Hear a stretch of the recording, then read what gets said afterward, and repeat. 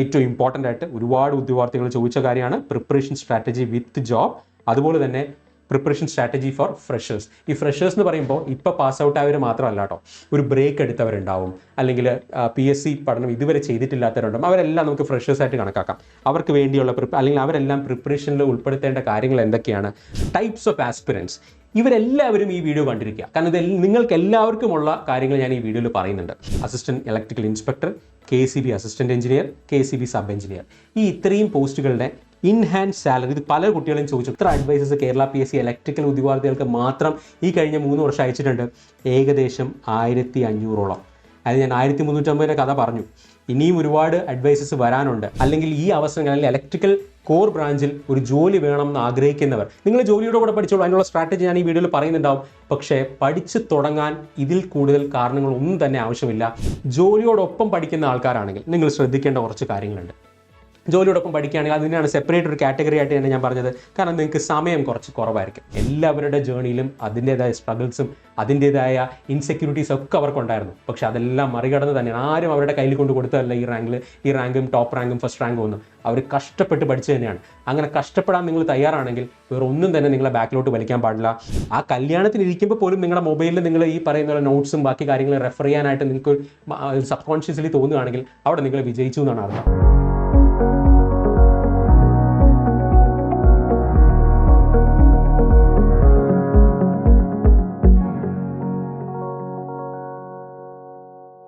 എല്ലാവർക്കും നമസ്കാരം. സ്കോർ അക്കാഡമിയിലേക്ക് സ്വാഗതം. ഇലക്ട്രിക്കൽ എഞ്ചിനീയറിംഗിൽ BTechോ ഡിപ്ലോമയോ ITI ട്രേഡോ കഴിഞ്ഞവരാണ് നിങ്ങളെങ്കിൽ ഈ വീഡിയോ എക്സ്ക്ലൂസീവ്ലി നിങ്ങൾക്കുള്ളതാണ്. കേരള PSCയിൽ വരാൻ പോകുന്ന ഒട്ടനവധി അവസരങ്ങൾക്ക് വേണ്ടി എങ്ങനെ എഫക്റ്റീവായി പ്രിപ്പയർ ചെയ്യാം. ഒപ്പം ഏറ്റവും കൂടുതൽ കുട്ടികൾ ചോദിക്കുന്ന ഒരു ചോദ്യമാണ്, ജോലിയോടൊപ്പം അല്ലെങ്കിൽ പഠിക്കാൻ സമയം കുറവാണ്, അങ്ങനെയുള്ളവർക്ക് എങ്ങനെ എഫക്റ്റീവായി ഈ എക്സാംസിന് വേണ്ടി പ്രിപ്പയർ ചെയ്യാം. അതോടൊപ്പം തന്നെ കഴിഞ്ഞ നോട്ടിഫിക്കേഷൻസിലൂടെ കേരള PSC എത്ര ഇലക്ട്രിക്കൽ ഉദ്യോഗാർത്ഥികൾക്കാണ് അഡ്വൈസ് നൽകിയിട്ടുള്ളത്, ഈ കാര്യങ്ങളെല്ലാം വളരെ ഡീറ്റെയിൽഡ് ആയിട്ട് വിത്ത് ഫാക്ട്സ് ഞാൻ പറയുന്നുണ്ടാവും. ഒപ്പം ജോലിയോടൊപ്പം എഫക്റ്റീവായി എക്സാമിന് പ്രിപ്പയർ ചെയ്യുമ്പോൾ നമ്മൾ ശ്രദ്ധിക്കേണ്ട കാര്യങ്ങൾ എന്തൊക്കെയാണ്. നമ്മളുടെ ഡ്രീം ജോബ്, പലരുടെയും ഡ്രീം ജോബ് പലതാണ്. ഈ ഡ്രീം ജോബ്സിൻ്റെയൊക്കെ സാലറി, ഇൻ ഹാൻഡ് സാലറി ഞാനൊന്ന് കമ്പയറും ചെയ്യുന്നുണ്ടാവും. ഒരു മോട്ടിവേഷന് വേണ്ടിയാണെന്ന് വെച്ചോളൂ. അപ്പോൾ പല ആൾക്കാരും ഈ കാര്യങ്ങളെല്ലാം കൺസേൺഡ് ആയിട്ട് ചോദിക്കാറുണ്ട്. അപ്പോൾ ഈ കാര്യങ്ങളും നിങ്ങളുടെ കഴിഞ്ഞ ഒരു മാസം വന്ന പല ക്വറീസും അഡ്രസ്സ് ചെയ്യാനാണ് ഈ വീഡിയോ. തുടക്കം മുതൽ അവസാനം വരെയും കേട്ടിരിക്കുക. ആദ്യം തന്നെ ഈ വീഡിയോയിൽ ഞാൻ എന്തൊക്കെയാണ് പറയുക അല്ലെങ്കിൽ എന്തൊക്കെയാണ് ഡിസ്കസ് ചെയ്യുക എന്നുള്ളത് നോക്കിയാലോ. ഞാൻ ഇലക്ട്രിക്കൽ ഉദ്യോഗാർത്ഥികൾക്ക്, അത് ഞാൻ നേരത്തെ പറഞ്ഞ പോലെ ITI, BTech, ഡിപ്ലോമ എല്ലാവർക്കും വരാൻ സാധ്യതയുള്ള നോട്ടിഫിക്കേഷൻസ് കഴിഞ്ഞ വീഡിയോയിൽ ഞാൻ വളരെ ഡീറ്റെയിൽഡ് ആയിട്ട് നമുക്ക് ഇലക്ട്രിക്കൽ ഉദ്യോഗാർത്ഥികൾക്ക് വരാൻ പോകുന്ന ഓപ്പർച്യൂണിറ്റീസിനെ കുറിച്ച് ഡീറ്റെയിൽ ആയിട്ട് പറഞ്ഞിരുന്നു. ഈ വീഡിയോയിൽ ഞാൻ കുറച്ചുകൂടി ഡീറ്റെയിൽഡ് ആയിട്ട് കഴിഞ്ഞ അഡ്വൈസ് എത്ര പോയിട്ടുണ്ട്, എത്ര അഡ്വൈസസ് ആണ് PSC ഉദ്യോഗാർത്ഥികൾക്ക് അയച്ചിട്ടുള്ളത് എന്നുൾപ്പെടെ ഞാനിവിടെ പറയുന്നുണ്ടാവും. ഇനി നമുക്ക് അതിലൂടെ നമ്പർ ഓഫ് വേക്കൻസീസ് എത്രയുണ്ടാവും അല്ലെങ്കിൽ നമ്പർ ഓഫ് അഡ്വൈസസ് എത്രയാണെന്നുള്ളത് ഞാൻ പറഞ്ഞ് നമുക്കൊരു ക്ലാരിറ്റി വരുത്താം. അതുപോലെ തന്നെ ഞാൻ നേരത്തെ പറഞ്ഞ പോലെ എല്ലാവർക്കും ഒരു മോട്ടിവേഷൻ നൽകുന്ന ഒരു കാര്യമാണ് എന്ത്, സാലറി. ആ സാലറി കമ്പാരിസൺ ഞാൻ ചെയ്യുന്നുണ്ടാവും. ഏറ്റവും ഇമ്പോർട്ടൻ്റ് ആയിട്ട് ഒരുപാട് ഉദ്യോഗാർത്ഥികൾ ചോദിച്ച കാര്യമാണ് പ്രിപ്പറേഷൻ സ്ട്രാറ്റജി വിത്ത് ജോബ്. അതുപോലെ തന്നെ പ്രിപ്പറേഷൻ സ്ട്രാറ്റജി ഫോർ ഫ്രഷേഴ്സ്. ഈ ഫ്രഷേഴ്സ് എന്ന് പറയുമ്പോൾ ഇപ്പോൾ പാസ് ഔട്ട് ആയവർ മാത്രമല്ല കേട്ടോ, ഒരു ബ്രേക്ക് എടുത്തവരുണ്ടാവും, അല്ലെങ്കിൽ PSC പഠനം ഇതുവരെ ചെയ്തിട്ടില്ലാത്തവരുണ്ടാവും. അവരെല്ലാം നമുക്ക് ഫ്രഷേഴ്സായിട്ട് കണക്കാക്കാം. അവർക്ക് വേണ്ടിയുള്ള അല്ലെങ്കിൽ അവരെല്ലാം പ്രിപ്പറേഷനിൽ ഉൾപ്പെടുത്തേണ്ട കാര്യങ്ങൾ എന്തൊക്കെയാണ്. അതുപോലെ തന്നെ നമുക്കിപ്പോൾ ഏറ്റവും ലേറ്റസ്റ്റ് ആയിട്ട് പുതിയതായിട്ട് 2025 ഏറ്റവും പ്രധാനപ്പെട്ട നോട്ടിഫിക്കേഷൻ അസിസ്റ്റന്റ് ഇലക്ട്രിക്കൽ ഇൻസ്പെക്ടർ എക്സാമിന് വേണ്ടി നമ്മൾ പ്രിപ്പയർ ചെയ്യുമ്പോൾ ശ്രദ്ധിക്കേണ്ട കാര്യങ്ങൾ എന്തൊക്കെയാണ്. അതുപോലെ തന്നെ എക്സാം ഡേറ്റ് എന്തായിരിക്കും. ഈ കാര്യങ്ങളെല്ലാം നമ്മളിവിടെ ഡിസ്കസ് ചെയ്യുന്നുണ്ടാവും. ഓക്കെ, ആദ്യം തന്നെ ഈ വീഡിയോ ആരൊക്കെയാണ് കണ്ടിരിക്കേണ്ടതെന്നറിയോ? നോക്കുക, നമുക്കൊരു എക്സാമിന് പ്രിപ്പയർ ചെയ്യുന്ന ആസ്പിറൻസിനെ പ്രധാനമായി ഇത്രയും രീതിയിൽ കാറ്റഗറൈസ് ചെയ്യാം. ഞാനൊരു ബ്രോഡ് ആയിട്ടുള്ള ഒരു ക്ലാസിഫിക്കേഷനാണ് കേട്ടോ ചെയ്തിരിക്കുന്നത്. Types of aspirants. ഇവരെല്ലാവരും ഈ വീഡിയോ കണ്ടിരിക്കുക, കാരണം ഇത് നിങ്ങൾക്ക് എല്ലാവർക്കുമുള്ള കാര്യങ്ങൾ ഞാൻ ഈ വീഡിയോയിൽ പറയുന്നുണ്ട്. ഒന്ന്, ഫ്രഷേഴ്സ് ആണ്, ജസ്റ്റ് പാസ് ഔട്ട് ആയിട്ടുള്ളവരായിരിക്കാം, അല്ലെങ്കിൽ ഓൾറെഡി എംപ്ലോയിഡ് ആയിട്ടുള്ളവരായിരിക്കാം, ഓൾറെഡി ചിലപ്പോൾ IT മേഖലയായിരിക്കാം, ചിലപ്പോൾ അബ്രോഡ് വർക്ക് ചെയ്യുന്നവരായിരിക്കാം, അങ്ങനെ പല ഗൾഫിലൊക്കെ വർക്ക് ചെയ്യുന്ന ഒരുപാട് കുട്ടികളുണ്ട്. അപ്പോൾ അവരായിരിക്കാം. അതല്ല ഒരു സ്റ്റഡി ഗ്യാപ്പ് വന്ന് അല്ലെങ്കിൽ ബ്രേക്ക് എടുത്തവരായിരിക്കാം. ചിലപ്പോൾ ഫാമിലി ആയിട്ടും അല്ലെങ്കിൽ ഇപ്പോൾ ഹൗസ് വൈഫായിട്ടൊക്കെ ഉള്ളവരായിരിക്കാം, അല്ലെങ്കിൽ പാസ് ഔട്ട് ആയി കഴിഞ്ഞിട്ട് ചിലപ്പോൾ 10-15 വർഷമായിട്ട് സബ്ജക്റ്റുമായിട്ട് ടച്ച് ഇല്ലാത്തവരായിരിക്കാം. അത് വളരെ ഇമ്പോർട്ടൻ്റ് ആയിട്ടുള്ള ഒരു കാറ്റഗറിയാണ്. കാരണം ഒരുപാട് ആൾക്കാർ ഒരു അവസരം വരുമ്പോൾ അല്ലെങ്കിൽ ഇങ്ങനത്തെ അവസരങ്ങൾ നേരത്തെ അറിയാതെ പുതിയതായിട്ട് ഈ എക്സാമിന് വേണ്ടി പ്രിപ്പയർ ചെയ്യണം എന്നുള്ള ആഗ്രഹമായി വരാറുണ്ട്. അപ്പോൾ അവരെ സംബന്ധിച്ചുള്ളത് എങ്ങനെയാണ് നിങ്ങൾ ഏറ്റവും എഫക്റ്റീവായി പ്രിപ്പയർ ചെയ്യേണ്ടത്. ഇനി ബാക്കിയുള്ളവരിലേക്ക് പോകുന്നതിന് ഒരു കാര്യം ഞാൻ പറഞ്ഞോട്ടെ. കഴിഞ്ഞ നമ്മളുടെ റാങ്ക് ലിസ്റ്റിൽ വന്ന ടോപ്പ് 10 ഉൾപ്പെടെ ഈ 3 കാറ്റഗറിയിലുള്ള ആൾക്കാരുമുണ്ട്.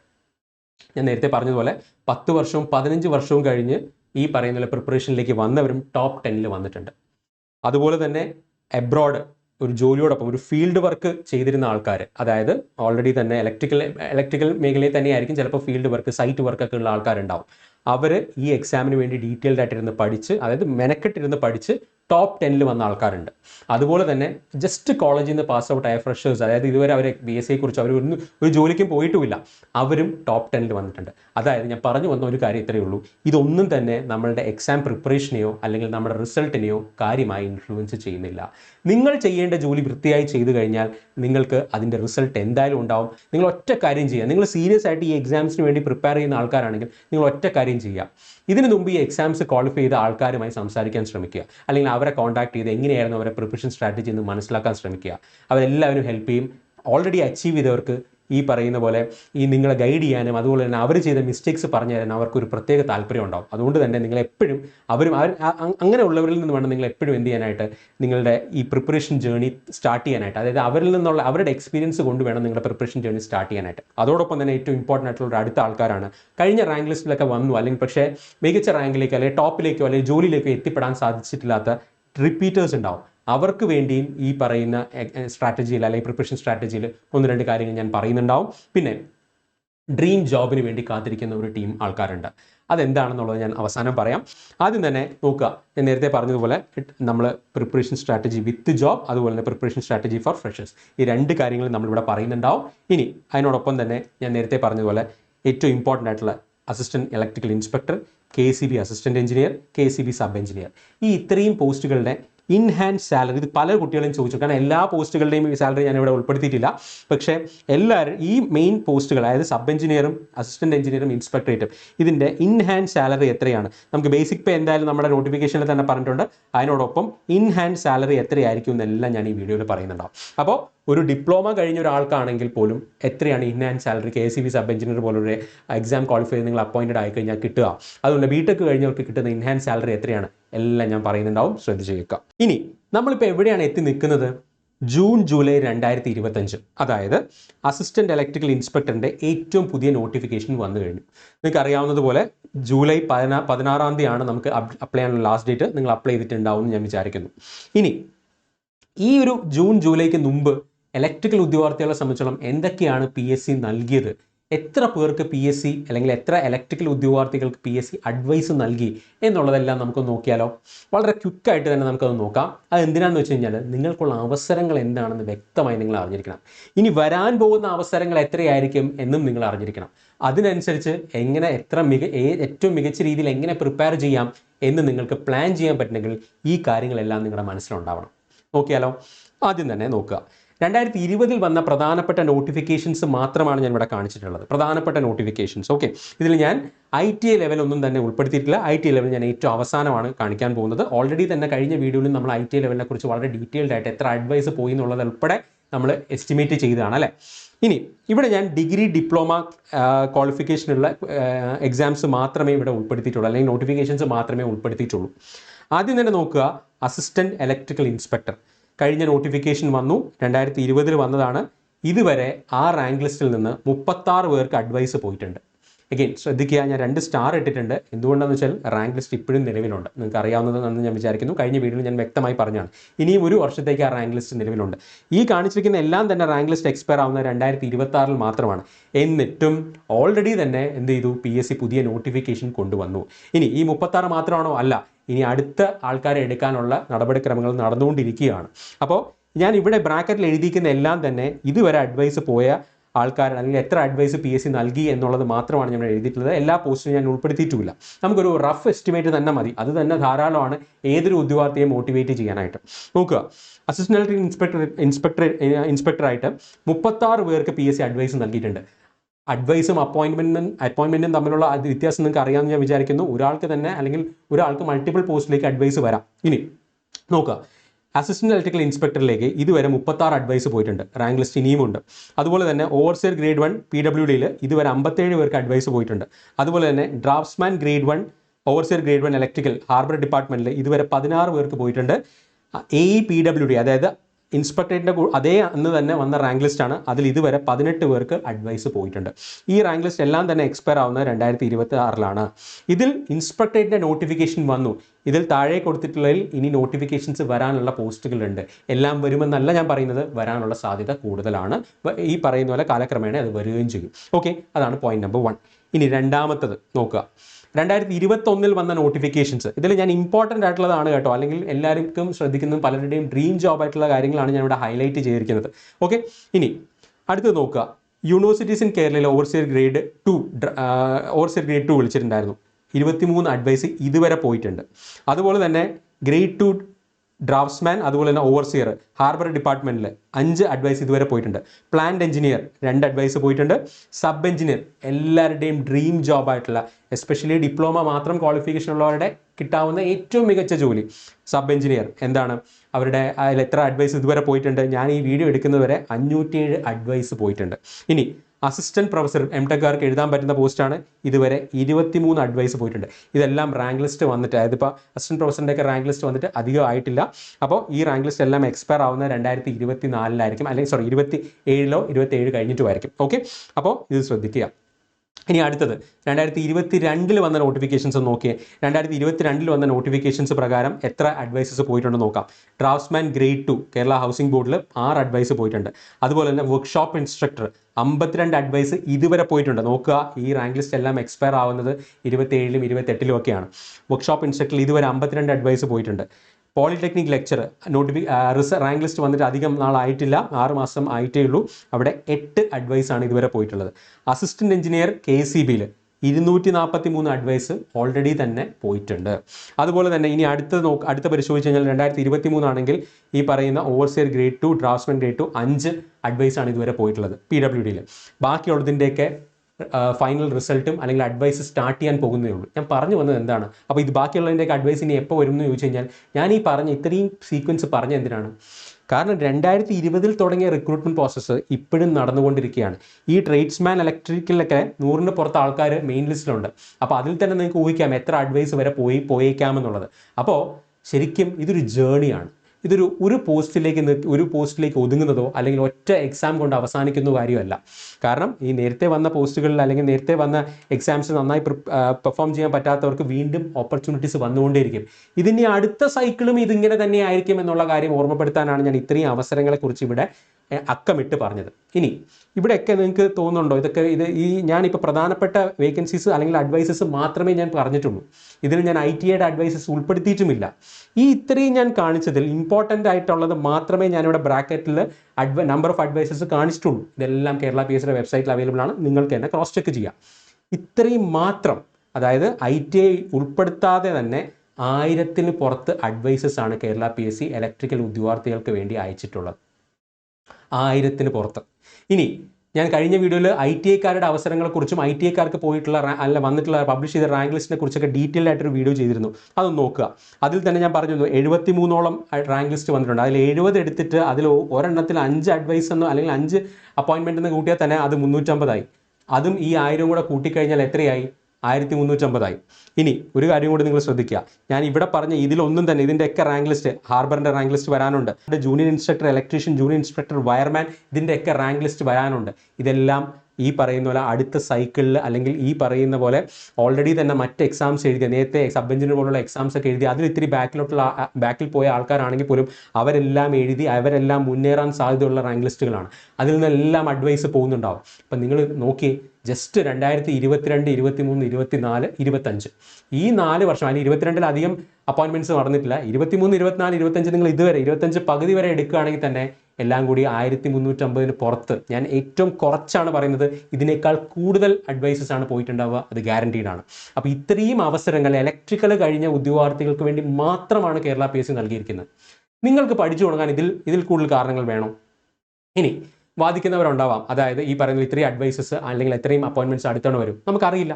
കാരണം ചിലപ്പോൾ നമ്മൾ കണ്ടിട്ടില്ലാത്ത ഡിപ്പാർട്ട്മെന്റ്സിലോ അല്ലെങ്കിൽ ഇതിൽ പറഞ്ഞിട്ടില്ലാത്ത ഡിപ്പാർട്ട്മെന്റ്സിൽ ഇനി നോട്ടിഫിക്കേഷൻസ് വന്നേക്കാം, അതും നമുക്കറിയില്ല. അപ്പോൾ അതുകൊണ്ട് പഠിച്ചു തുടങ്ങണമെന്ന് താല്പര്യമുള്ളവർ, അല്ലെങ്കിൽ ഈ അവസരങ്ങൾ, അല്ലെങ്കിൽ ഇലക്ട്രിക്കൽ കോർ ബ്രാഞ്ചിൽ ഒരു ജോലി വേണമെന്ന് ആഗ്രഹിക്കുന്നവർ, നിങ്ങൾ ജോലിയുടെ കൂടെ പഠിച്ചോളൂ, അതിനുള്ള സ്ട്രാറ്റജി ഞാൻ ഈ വീഡിയോയിൽ പറയുന്നുണ്ടാവും. പക്ഷേ പഠിച്ചു തുടങ്ങാൻ ഇതിൽ കൂടുതൽ കാരണങ്ങളൊന്നും തന്നെ ആവശ്യമില്ല. എക്സ്ക്യൂസസ് ആണെങ്കിൽ നിങ്ങൾക്ക് 100 എക്സ്ക്യൂസസ് കണ്ടുപിടിക്കാം. പക്ഷേ പഠിച്ചു തുടങ്ങണം, സിൻസിയറായി ഈ ജോലി കിട്ടണമെന്ന് ആഗ്രഹമുള്ളവർക്ക് ഒരൊറ്റ കാരണം മതി, അതിയായ ആഗ്രഹം. അതായത് എനിക്ക് ഈ ജോലി എന്തായാലും വേണം എന്നുള്ള ഒറ്റ ആഗ്രഹം ഉണ്ടെങ്കിൽ നിങ്ങൾക്ക് പഠിച്ചു തുടങ്ങാൻ ഇത്രയും തന്നെ കാരണങ്ങൾ ധാരാളമാണ്. അതിനുവേണ്ടിയാണ് ഞാൻ ഇത്രയും കാര്യങ്ങൾ നിങ്ങളുടെ മുമ്പിൽ ഷെയർ ചെയ്തത്. ഇതെല്ലാം തന്നെ നിങ്ങളുടെ PSC വെബ്സൈറ്റിൽ നിങ്ങൾക്ക് ഈ ഡീറ്റെയിൽസ് എല്ലാം അവൈലബിളുമാണ്. ഓക്കെ, അപ്പോൾ ഇത്രയും കാര്യങ്ങൾ നിങ്ങൾക്ക് ക്ലിയർ ആയെന്ന് വിചാരിക്കുന്നു. പഠിച്ചു തുടങ്ങാൻ ഇതിൽ കൂടുതൽ കാരണങ്ങൾ വേണ്ട. ഇനി നടക്കാൻ പോകുന്ന, അല്ലെങ്കിൽ ഇപ്പോൾ നടക്കാൻ പോകുന്ന, ഇപ്പോൾ ഓഗസ്റ്റിലൊക്കെ നടക്കാൻ പോകുന്ന വാട്ടർ അതോറിറ്റിയുടെ പോലുള്ള എക്സാംസ് ഇനി നടക്കാനുമുണ്ട്.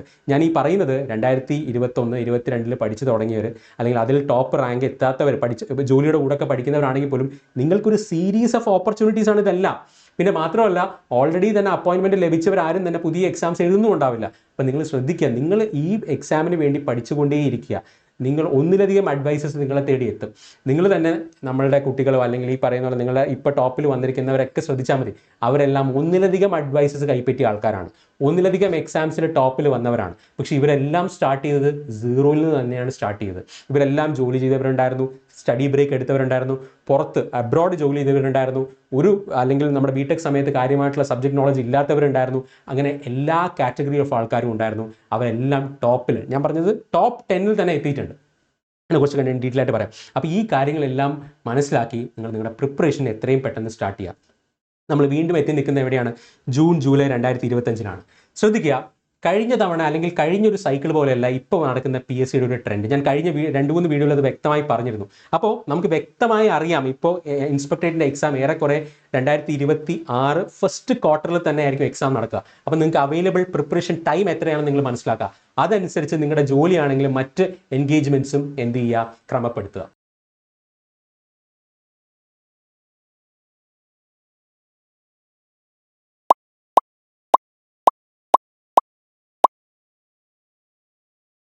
അതൊന്നും നിങ്ങളുടെ മനസ്സിലുണ്ടാവണം. ഇനി ഞാൻ നേരത്തെ പറഞ്ഞ ITL എക്സാംസിൻ്റെ കാര്യം ഞാൻ കഴിഞ്ഞ വീഡിയോയിൽ പറഞ്ഞിരുന്നു, BTech ഡിഗ്രി ലെവൽ എക്സാംസിൻ്റെ കാര്യം പറഞ്ഞിരുന്നു, ഡിപ്ലോമ ലെവൽ എക്സാംസിൻ്റെ കാര്യം പറഞ്ഞിരുന്നു അല്ലേ. അപ്പോൾ ഇതെല്ലാം കാണാത്തവരുണ്ടെങ്കിൽ ആ കഴിഞ്ഞ വീഡിയോ ഒന്ന് കണ്ടേക്കുക.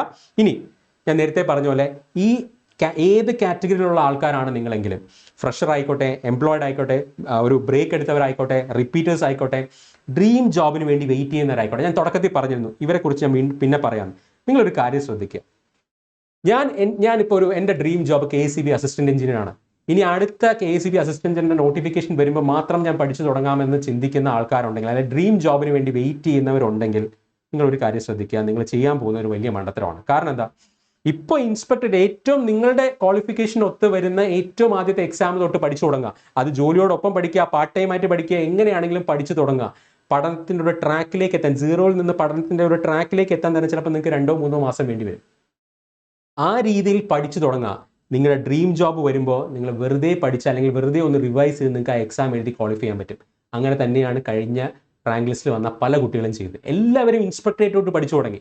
ഇൻസ്പെക്ടറേറ്റിൽ കുറച്ച് റാങ്ക് ബാക്കിലോട്ട് ആയവരൊക്കെയാണ് ഈ പറയുന്ന അസിസ്റ്റന്റ് പ്രൊഫസറിനും അതുപോലെ തന്നെ KCB AEക്കും സബ് എഞ്ചിനീയറിനും ഒക്കെ ടോപ്പ് 5-ലും ടോപ്പ് 10-ലും വന്നിരിക്കുന്നത്. അല്ലെങ്കിൽ ഫസ്റ്റ് റാങ്ക് ഉൾപ്പെടെ നേടിയ ആൾക്കാരെല്ലാം തന്നെ പല എക്സാംസിനും ആദ്യം എഴുതിയ എക്സാംസിനും ഒന്ന് ബാക്കി പോയവരാണ്. അതുകൊണ്ട് ഒരു എക്സാമിന് വേണ്ടി മാത്രം നിങ്ങൾ പഠിക്കരുത്. ഞാൻ എല്ലാ വീഡിയോയിലും പറയുന്നൊരു കാര്യമാണ്, എല്ലാ എക്സാംസിന് വേണ്ടിയും കോംപ്രിഹെൻസീവായി ഏറ്റവും എഫക്റ്റീവായിട്ട് പഠിക്കുക.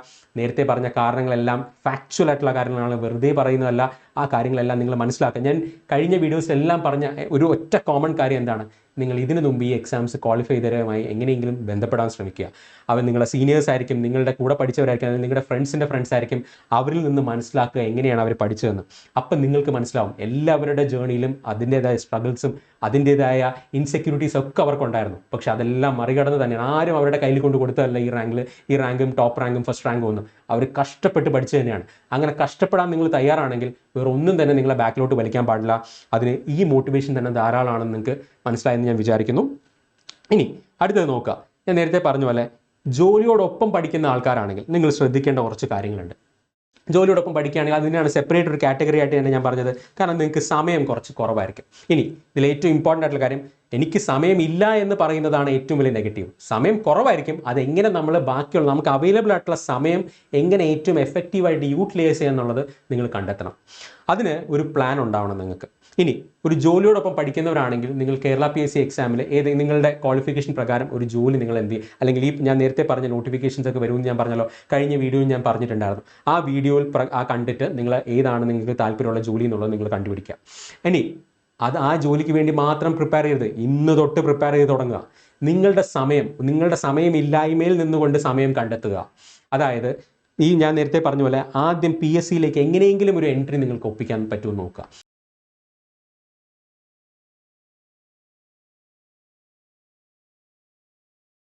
അതായത് അത് ചിലപ്പോൾ ഒരു IT ലെവലായിരിക്കാം, ചിലപ്പോൾ നിങ്ങളുടെ BTech ക്വാളിഫിക്കേഷൻ MTech ക്വാളിഫിക്കേഷൻ ഉള്ളവരായിരിക്കാം. ആദ്യം നിങ്ങൾക്ക് ആദ്യം വരുന്നൊരു എക്സാമിന് വേണ്ടി പ്രിപ്പയർ ചെയ്യുക. ചിലപ്പോൾ അത് IT ലെവലായിരിക്കും, ഡിപ്ലോമ ലെവലായിരിക്കും, BTech ലെവലായിരിക്കാം. അതിനുവേണ്ടി എങ്ങനെയെങ്കിലും ആ ട്രാക്കിൽ എത്താൻ നിങ്ങൾ ശ്രമിക്കുക. അതിനുവേണ്ടി പഠിച്ച് തുടങ്ങുക, എടുത്ത് ചാടുക, ആ പ്രിപ്പറേഷൻ ജേർണിയിലേക്ക് എടുത്ത് ചാടുക. എന്നിട്ട് പയ്യെ പഠിച്ച് തുടങ്ങുക. ഇനി സമയം കുറവാണ്, നിങ്ങൾക്ക് തന്നെ അറിയാം. ജോലിയോടൊപ്പം നിങ്ങൾക്ക് നിങ്ങളുടെ ലക്ഷ്യം വലുതാണെന്ന് പറയാം. അപ്പോൾ എന്ത് ചെയ്യുക, നിങ്ങളെ കഴിയുന്നത് ബാക്കിയുള്ള ഡിസ്ട്രാക്ഷൻസിൽ നിന്ന് ഒഴിവാക്കുക. നിങ്ങളുടെ ഇമ്പോർട്ടൻ്റ് ആയിട്ടുള്ള എന്തെങ്കിലും ഫംഗ്ഷൻസ് ഉണ്ട്, ഒരു കല്യാണ ഫംഗ്ഷൻ ഉണ്ട്, അല്ലെങ്കിൽ വേറെ എന്തെങ്കിലും ഒഴിവാക്കാൻ പറ്റുന്ന ഫംഗ്ഷൻസിനൊക്കെ ഒഴിവാക്കുക. സോഷ്യൽ മീഡിയയിൽ നിന്ന് യൂസ് കമ്പാരിറ്റീവ്ലി കുറയ്ക്കുക. അങ്ങനെ സമയമില്ലായ്മയിൽ നിന്ന് മാക്സിമം സമയം ഓരോ മണിക്കൂറും എവിടെന്നെങ്കിലുമൊക്കെ നിങ്ങൾ എന്ത് ചെയ്യുക, എക്സ്ട്രാക്ട് ചെയ്യുക. അങ്ങനെ പഠിച്ച് ഒരുപാട് കുട്ടികളുണ്ട്, അവരുടെ ഇൻ്റർവ്യൂ പോരാ നമ്മുടെ ചാനലിലുണ്ട്.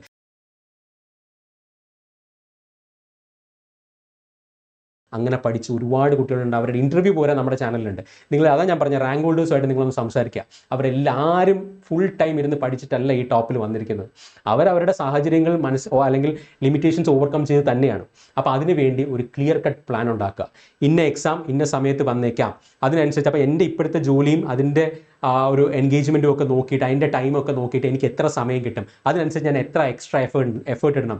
ഒരു അവധിയോ അല്ലെങ്കിൽ ഒരു ബ്രേക്കോ കിട്ടുന്ന ഒരു ദിവസമാണെങ്കിൽ അതിനെ മാക്സിമം പ്രൊഡക്റ്റീവായിട്ട് യൂസ് ചെയ്യുക. അങ്ങനെ യൂസ് ചെയ്ത പല കുട്ടികളുടെ ഇൻ്റർവ്യൂ വരെ നമ്മുടെ യൂട്യൂബിൽ കിടപ്പുണ്ട്. അവരെങ്ങനെയാണ്, കാരണം ഇതൊന്നും എളുപ്പമുള്ളൊരു കാര്യമല്ല, പക്ഷേ ഇമ്പോസിബിൾ അല്ല. തീർച്ചയായിട്ടും നിങ്ങൾക്ക് അങ്ങനെ ഒരു സ്ട്രാറ്റജി ഉണ്ടെങ്കിൽ എഫക്റ്റീവായിട്ട് നിങ്ങൾക്ക് പഠിക്കാൻ പറ്റും. അതിനാണ് ഞാൻ നേരത്തെ പറഞ്ഞത്, ഈ രീതിയിൽ എക്സാം ഇപ്പോൾ PSCയിലെ ഏറ്റവും വലിയ അഡ്വാൻറ്റേജ് എന്താ, നിങ്ങൾക്ക് ഏറെക്കുറെ എസ്റ്റിമേറ്റ് ചെയ്യാം എന്നത്തേക്ക് എക്സാം നടക്കുമെന്നുള്ളത്. അതനുസരിച്ച് നിങ്ങൾക്ക് പ്രിപ്പറേഷൻ ടൈം എന്ത് ചെയ്യുക, മനസ്സിലാക്കുക. അതിനനുസരിച്ച് നിങ്ങളുടെ ഡേ ടു ഡേ അഫയേഴ്സ് അല്ലെങ്കിൽ ഡേ ടു ഡേ റൂട്ടീൻ മാറ്റുക. നേരത്തെ പറഞ്ഞ പോലെ ഡിസപ്പിയർ, എന്താണ് ആവശ്യമില്ലാത്ത ഒത്തുകൂടലോ അല്ലെങ്കിൽ കല്യാണമോ ഒക്കെ അങ്ങനത്തെ ഫംഗ്ഷൻ നിങ്ങൾക്ക് ഒഴിവാക്കാൻ പറ്റുന്നതാണെങ്കിൽ എന്ത് ചെയ്യുക, ഒഴിവാക്കുക. ആ സമയം കൂടി പഠിക്കാൻ വേണ്ടി ശ്രമിക്കുക. കാരണം ഇതെല്ലാം 1-2 വർഷത്തേക്ക് വേണ്ടി മാത്രമാണ്. കാരണം ഒരിക്കൽ നിങ്ങളുടെ ഡ്രീം ജോബ് കിട്ടിക്കഴിഞ്ഞാൽ പിന്നെ നിങ്ങൾക്ക് ഈ പറയുന്ന കാര്യങ്ങളെല്ലാം ചെയ്യാം, ഒരു സാക്രിഫൈസ് ഇല്ലാതെ. അല്ലെങ്കിൽ ഇപ്പോൾ ജോലിയോടൊപ്പമാണെങ്കിൽ നിങ്ങളുടെ സാക്രിഫൈസ് കുറച്ചുകൂടി കൂടേണ്ടി വരും. നിങ്ങളൊരു കാര്യം കൂടെ മനസ്സിലാക്കുക, ഒരു ജോലിയോടൊപ്പം തന്നെ നിങ്ങളുടെ ഇമ്പോർട്ടൻറ്റ് പരീക്ഷയ്ക്ക് വേണ്ടി പ്രിപ്പയർ ചെയ്യുകയാണെന്ന് വിചാരിക്കുക. നിങ്ങൾക്ക് ഒട്ടും ഒഴിച്ചുകൂടാൻ പറ്റാത്തൊരു കല്യാണത്തിന് നിങ്ങൾ പോവാണ്. ആ കല്യാണത്തിന് ഇരിക്കുമ്പോൾ പോലും നിങ്ങളുടെ മൊബൈലിൽ നിങ്ങൾ ഈ പറയുന്ന പോലെ നോട്ട്സും ബാക്കി കാര്യങ്ങളും റെഫർ ചെയ്യാനായിട്ട് നിങ്ങൾക്ക് സബ് കോൺഷ്യസ്ലി തോന്നുകയാണെങ്കിൽ അവിടെ നിങ്ങൾ വിജയിച്ചു എന്നാണ് അർത്ഥം. ആ രീതിയിൽ നിങ്ങൾ ഈ പ്രിപ്പറേഷനിൽ ഇൻവോൾവ് ആയിരിക്കണം. അങ്ങനെയുള്ളവർക്ക് തീർച്ചയായിട്ടും ഒന്നിലധികം റാങ്ക് ലിസ്റ്റിൽ എത്തിപ്പെടാൻ പറ്റും, നിങ്ങളുടെ ഡ്രീം ജോബിലേക്ക് എത്താൻ പറ്റും. ഇത് എന്നോട് പറഞ്ഞത് നമ്മുടെ തന്നെ സ്റ്റുഡൻസ് ആണ്, അല്ലെങ്കിൽ ഈ ടോപ്പ് 10 വന്ന ഇതേ സാഹചര്യങ്ങളുള്ള അബ്രോഡ് ജോലി ചെയ്ത ഫാമിലി കമ്മിറ്റ്മെൻറ്റ്സ് ഉള്ള ആൾക്കാർ തന്നെ, ഈ അച്ചീവ്മെൻറ്റ് ചെയ്ത ആൾക്കാർ തന്നെയാണ് എന്നോട് പറഞ്ഞത്. അപ്പോൾ ഈ കാര്യങ്ങൾ നിങ്ങൾ നിങ്ങളുടെ മനസ്സിൽ ഇപ്പോഴേ കോറിയിടുക. ഓക്കെ, പോയിന്റ് ക്ലിയർ ആയെന്ന് വിചാരിക്കുന്നു. നേരത്തെ പറഞ്ഞതുപോലെ ജോലിയോടൊപ്പം പഠിക്കുന്ന ആൾക്കാരാണെങ്കിൽ നിങ്ങൾക്ക് എക്സാം എന്നത്തേക്ക് വരുമെന്ന് അറിയാമെങ്കിൽ എക്സാമിന് 1 മാസം മുമ്പെങ്കിലും ഒരു ബ്രേക്ക് എടുക്കാനോ ഒരു ലീവ് എടുക്കാനോ നിങ്ങൾക്ക് പറ്റുന്നതാണെങ്കിൽ ചെയ്യുക. ഇനി അതും പറ്റില്ലെങ്കിൽ അതനുസരിച്ച് മുൻകൂട്ടി എന്ത് ചെയ്യുക, പഠിച്ചു വയ്ക്കുക. കാരണം ലാസ്റ്റ് 1 month പ്രിപ്പറേഷൻ അല്ലെങ്കിൽ ലാസ്റ്റ് ഒരു 2 to 3 weeks എന്ന് പറയുന്നത് നമ്മൾ അങ്ങേയറ്റം അധ്വാനിക്കേണ്ട ഒരു ദിവസങ്ങളാണ്. അത് ഇപ്പോഴേ പ്രിപ്പയർ ചെയ്യുക. ജോലി ഉണ്ടെങ്കിൽ നിങ്ങൾക്ക് ഈ കാര്യങ്ങളെല്ലാം മുൻകൂട്ടി തന്നെ നിങ്ങളുടെ പ്രിപ്പറേഷനിൽ നിങ്ങൾ ഉൾപ്പെടുത്തിയിരിക്കണം. പോയിന്റ് ക്ലിയർ ആണല്ലോ. ഇനി പിന്നെ ജോലി ഉണ്ടോ ജോലി ഇല്ലയോ അല്ലെങ്കിൽ ഫ്രഷറാണോ, ഇതൊന്നും PSCയുടെ എക്സാം ലെവൽ എന്ത് ചെയ്യില്ല, കുറയ്ക്കുകയോ കൂട്ടുകയോ ചെയ്യില്ല. ഞാൻ നേരത്തെ കഴിഞ്ഞ വീഡിയോയിൽ പറഞ്ഞ പോലെ പ്രിപ്പറേഷൻ ഏറ്റവും മികവുറ്റത് തന്നെ ആയിരിക്കണം. അൾട്ടിമേറ്റ് കോംപ്രിഹെൻസീവ് പ്രിപ്പറേഷൻ തന്നെ നിങ്ങൾ നടത്തിയിരിക്കണം. അവിടെ വെള്ളം ചേർക്കരുത്. ഈ പറയുന്ന പോലെ നിങ്ങൾക്ക് കിട്ടാവുന്ന, ഞാൻ പറഞ്ഞല്ലോ ഒരിക്കലും ഞാനൊരു കോച്ചിങ് വേണമെന്ന് നിർബന്ധം പറയില്ല. കോച്ചിങ് വെച്ച് നിങ്ങൾക്ക് പ്രിപ്പയർ ചെയ്യാം, കോച്ചിങ് ഇല്ലാതെ പ്രിപ്പയർ ചെയ്യാം, ഗ്രൂപ്പ് സ്റ്റഡി. പിന്നെ ജോലി ചെയ്യുന്നവരാണെങ്കിൽ നിങ്ങളുടെ പിയർ ഗ്രൂപ്പ് ഉണ്ടാവും. അവരെല്ലാവരും തന്നെ നിങ്ങളുടെ അതേ ക്വാളിഫിക്കേഷൻ ഉള്ളവരാവും. അപ്പം നിങ്ങൾക്ക് ഒരു സ്റ്റഡി ഗ്രൂപ്പ്, നിങ്ങളുടെ ജോലി കഴിഞ്ഞിട്ട് ഒരു മണിക്കൂർ നിങ്ങൾക്ക് എല്ലാ ദിവസവും ഒരു ഗ്രൂപ്പ് സ്റ്റഡി വേണമെങ്കിൽ പ്ലാൻ ചെയ്യാം. അങ്ങനെ ഒട്ടനവധി അവസരങ്ങളുണ്ട്. പക്ഷേ ഏറ്റവും മികച്ച രീതിയിൽ തന്നെ പ്രിപ്പയർ ചെയ്യുക. ലേറ്റസ്റ്റ് ക്വസ്റ്റ്യൻസിൻ്റെ സ്റ്റാൻഡേർഡ് മനസ്സിലാക്കി ഏറ്റവും നല്ല റെഫറൻസ് മെറ്റീരിയൽസ് വെച്ച് തന്നെ നിങ്ങൾ പ്രിപ്പയർ ചെയ്യുക. അതിൽ വെള്ളം ചേർക്കരുത്. കാരണം ഇതൊരു ലൈഫ് ലോങ് വേണ്ട ഒരു ഇൻവെസ്റ്റ്മെൻ്റ് ആണ്. അതിന് ഏറ്റവും മികച്ച രീതിയിൽ തന്നെ പ്രിപ്പയർ ചെയ്യേണ്ടത് അത്യാവശ്യമാണ്. ഇനി തട്ടിക്കൂട്ടി പഠിച്ച് അല്ലെങ്കിൽ എങ്ങനെയെങ്കിലും പഠിച്ച് പോയി എക്സാം എഴുതാമെന്ന് പറഞ്ഞാൽ ഗ്യാരണ്ടീഡ് ആണ്, കിട്ടാൻ പോകുന്നില്ല. കാരണം അത്രയും നന്നായി പ്രിപ്പയർ ചെയ്യുന്ന ഒരുപാട് ഉദ്യോഗാർത്ഥികൾ അപ്പുറത്തുണ്ട്. അത് നിങ്ങൾ മനസ്സിലാക്കുക. പഠിക്കുകയാണെങ്കിൽ അങ്ങേയറ്റം 101% എഫേർട്ട് എടുത്ത് പഠിക്കുക. ഓക്കെ, പോയിന്റ് ക്ലിയർ ആയെന്ന് വിചാരിക്കുന്നു. ഇനി അതുപോലെ തന്നെയാണ് ഞാൻ നേരത്തെ പറഞ്ഞ കഴിഞ്ഞ സ്റ്റഡി പ്ലാൻ വീഡിയോ കണ്ടിട്ടില്ലെങ്കിൽ അവർ കാണുക. അത് ഏത് കാറ്റഗറിയിലുള്ളവരാണെങ്കിലും, ബിഗിനർ ആയിക്കോട്ടെ, ഇന്റർമീഡിയറ്റ് ആയിക്കോട്ടെ, റിപ്പീറ്റേഴ്സ് ആയിക്കോട്ടെ, അവരെല്ലാം എന്ത് ചെയ്യുക, ഇത് പ്രിപ്പയർ ചെയ്യുക. ഇനി ഞാൻ കഴിഞ്ഞ ഇതിൽ തന്നെ പറഞ്ഞിരുന്നു അല്ലേ, അതായത് നിങ്ങൾ ഇതിൽ റിപ്പീറ്റേഴ്സ് ആണെങ്കിൽ ഞാൻ അവർക്കൊരു ഇമ്പോർട്ടൻറ്റ് കാര്യം പറഞ്ഞു. അതായത് നിങ്ങൾ ഓൾറെഡി തന്നെ ഈ എക്സാംസ് ഒക്കെ എഴുതിയവർ അല്ലെങ്കിൽ പഠിച്ചവരൊക്കെ ആയിരിക്കും. നിങ്ങളിവിടെ ഏറ്റവും കൂടുതൽ ഫോക്കസ് ചെയ്യേണ്ടത് എന്താ അറിയോ, നിങ്ങൾ ഇനി തിയറി പഠിച്ചുകൊണ്ടിരിക്കരുത്.